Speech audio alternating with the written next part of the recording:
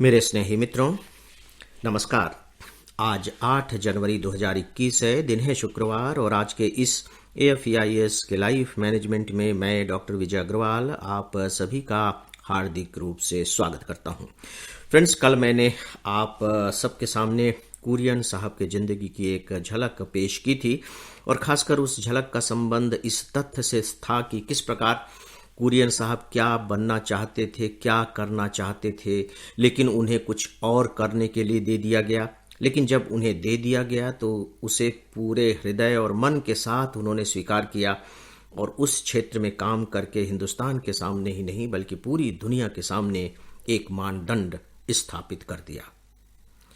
Friends, दरअसल इस तरह के व्यक्तियों में कुरियन साहब अकेले नहीं हैं। बहुत से ऐसे नाम हैं और दुनिया में प्रसिद्ध नाम हैं जो सच में जो करना चाहते थे वो नहीं कर सके। जो मिला उन्होंने वह किया और आज जब हम उनके नाम ले रहे हैं तो डेफिनेटली इसलिए ले रहे हैं क्योंकि उन्होंने जो किया वो कोई सामान्य करना नहीं था। उसमें उन्होंने असाधारण ऊंचाइयों तक की सफलता हासिल की।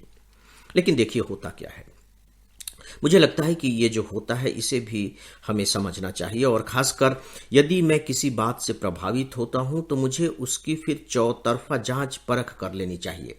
क्योंकि होता यह है कि मान लीजिए कि मैं कोई बात आप तक पहुंचाना चाह रहा हूं, कोई विचार देना चाह रहा हूं, कोई सिद्धांत स्थापित करना चाह रहा हूं, तो मैं उसके लिए जो भी उदाहरण लूंगा छांट छांट कर ऐसे ही उदाहरण लूंगा जो मेरी बात को प्रमाणित करें, मेरी बात के फेवर में हो।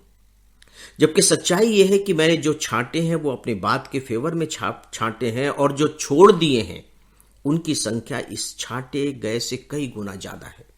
लेकिन मैं उन पर बात नहीं करूंगा। इसलिए फिलहाल इस बात पर बात बहुत ज्यादा की जाती है कि अपने मन का काम करो, अपने मन का काम करो, अपने मन का काम करो। मीडिया भी यही कहते हैं, लाइफ मैनेजमेंट वाले भी यही कहते हैं, सेल्फ हेल्प वाली किताबें भी यही कहती हैं, सभी यही कह रहे हैं। लेकिन सवाल यह है कि क्या सच में किसी भी एक सामाजिक संरचना में इसे ज्यों का त्यों लागू किया जा सकता है? भारत के संदर्भ में आप सोच करके देखिए, क्या सच में हमारे सामने इतने सारे विकल्प होते हैं कि वहां हम अपने मन की इच्छा को थोप सकें? जहां विकल्प ही न हो वहां अपने मन से कर पाना कैसे संभव है? भारत की सामाजिक संरचना, आर्थिक स्थिति ऐसी नहीं है। जिस देश की जैसी संरचना होगी उसके हिसाब से ही हमें निर्णय लेना पड़ता है। तो दोस्तों, यहां हम गड़बड़ी करते हैं और सच बात यह है कि हम इस बात को भूल जाते हैं कि हम जो कुछ भी कर रहे हैं भले ही वह हमारे मन का नहीं है, लेकिन वह हमारी अपनी जिंदगी का हिस्सा है।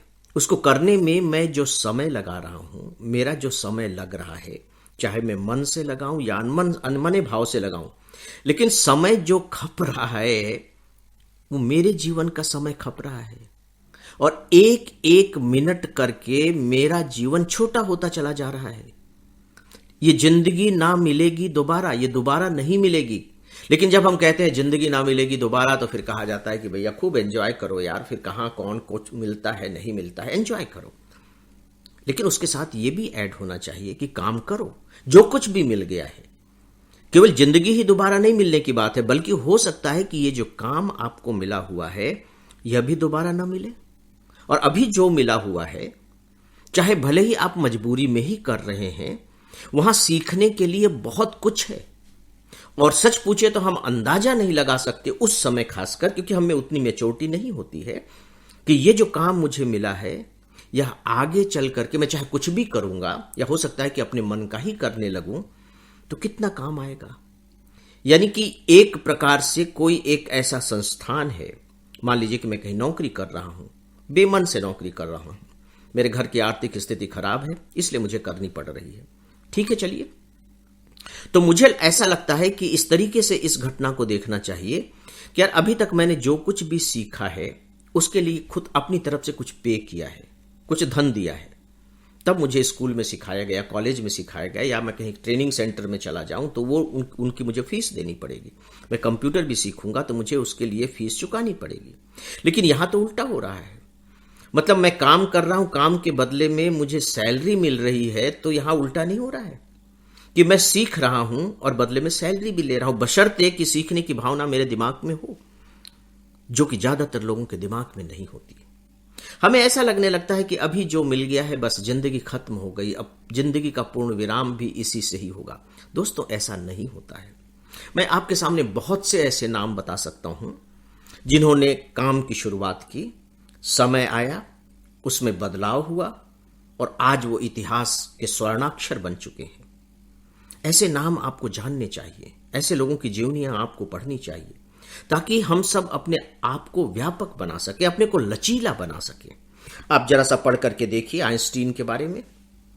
आइंस्टीन ने अपने कैरियर की शुरुआत कैसे की थी? पढ़ने में तो फिसड्डी ही थे। एक मौसम विभाग में सामान्य किस्म के, वहां क्लर्क कहा जाता है, जो सुपरवाइजर वगैरह टाइप के होते हैं, बस इस तरह के व्यक्ति बना दिए गए थे। कल्पना कर सकते हैं आप कि किसी ऑफिस का एक क्लर्क किस्म का व्यक्ति और बाद में इतना महान वैज्ञानिक बन जाए, आइंस्टीन। लेकिन हाँ, बकायदे उनकी जीवनी पढ़िए तो और बारीकी से पढ़िए तो पता लगता है कि वो जब अपने ऑफिस का काम भी करते, ऑफिस का काम ठीक ठाक करते थे, यानी कि वहां उन्हें डांट डपट पड़ती थी, लेकिन जो समय उनका बच जाता था उसका अपने ढंग से इस्तेमाल करते थे। घर में वो अपने ढंग से सोच विचार करते थे, चिंतन मनन करते थे। और जब उन्हें लगा कि नहीं, यहां ठीक ठाक है, तो उन्होंने वो सब छोड़ छाड़ दिया और बाद में अमेरिका ने उन्हें आमंत्रित किया और जो प्रिंसटन कॉलेज यूनिवर्सिटी है अमेरिका की, प्रिंसटन कॉलेज, वहां वो गए और वहां अपने मन से उन्होंने सब कुछ किया। वहां करने को उनको अपने मन से सब कुछ मिल गया। आप दूसरों को देखिए, आप हेनरी फोर्ड को देखिए। हेनरी फोर्ड तो केवल एक घड़ी सुधारने वाले छोटे से कारीगर जैसे थे, एक आदमी के यहाँ जो घड़ी बेचने का काम करता था, तो उसने घड़ी सुधारने का भी छोटा सा काउंटर खोल लिया था। भारत में भी आपको ऐसे दुकान मिल जाएंगे, वहां घड़ी सुधारा करते थे। घड़ी सुधारते सुधारते आप देखिए कि वो क्या बन गए, हेनरी फोर्ड बन गए, कार बनाने वाले बन गए। गांधी जी के बारे में आपका क्या ख्याल है? क्या गांधी जी क्रांतिकारी पैदा हुए थे? क्या वो एक्टिविस्ट थे? वो तो बैरिस्टर थे। इंग्लैंड वकालत पढ़ने गए थे और वकालत पढ़ करके आ गए थे और वकालत की शुरुआत कर दी थी। और दक्षिण अफ्रीका भी कोई वो आंदोलन करने नहीं गए थे, वो बकायदे वकालत करने गए थे। एक अब्दुल्ला सेठ थे, उनके केसेस जहां दक्षिण अफ्रीका से वो व्यापार कर देते थे कि मैं ठीक है वहां केसेस निपटाया करूंगा। अब्दुल्ला सेठ ने कहा कि इनकी यहां तो वकालत चल नहीं रही है, उनके पिता से उनकी दोस्ती थी, तो उन्होंने कहा कि ठीक है, तो इनको वहां भेज दीजिए। उनके पिता से कहा और पिताजी ने गांधी जी को भेज दिया। गांधी जी चले गए, बदलाव आया। उन्होंने शुरुआत इस बात से तो नहीं की थी कि मुझे आंदोलन ही करना है। तो दोस्तों, ऐसे एक दो नहीं, बहुत सारे नाम हैं। आप एडिसन के जीवन को देखिए, जिसने इतने सारे आविष्कार किए हैं, जिन्हें थोक आविष्कारक कहा जाता है। सब्जी बेचने से, अखबार छापने से, सब्जी की टोकरी सिर पर रख करके और घर घर जा करके बेचने का काम करते थे।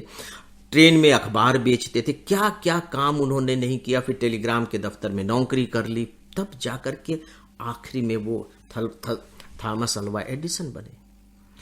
एक के साथ ऐसा नहीं, बहुतों के साथ ऐसा हुआ है। तो मुझे लगता है कि हमें इनके बारे में भी जानना चाहिए और वहां से भी फिर अपने जीवन के लिए प्रेरणाएं लेनी चाहिए। तो दोस्तों, आज बस इतना ही, और मुझे लगता है कि ये विषय अपना पूरा भी हो गया है और हो सकता है कि इस विषय की चर्चा के दौरान कुछ नए तथ्य आप सबके दिमाग में पहुंचाने में मुझे सफलता मिली हो, और अगर ऐसा मैं कर सका हूं तो मैं अपने को धन्य मानूंगा। तो दोस्तों, जैसा कि मैंने कहा कि आज शुक्रवार है, 2 दिनों के बाद फिर आप सबसे मुलाकात होगी और ढेर सारी बातें होंगी। तब तक के लिए आप सब मुझे अनुमति दें, मेरा अभिवादन स्वीकार करें। नमस्कार।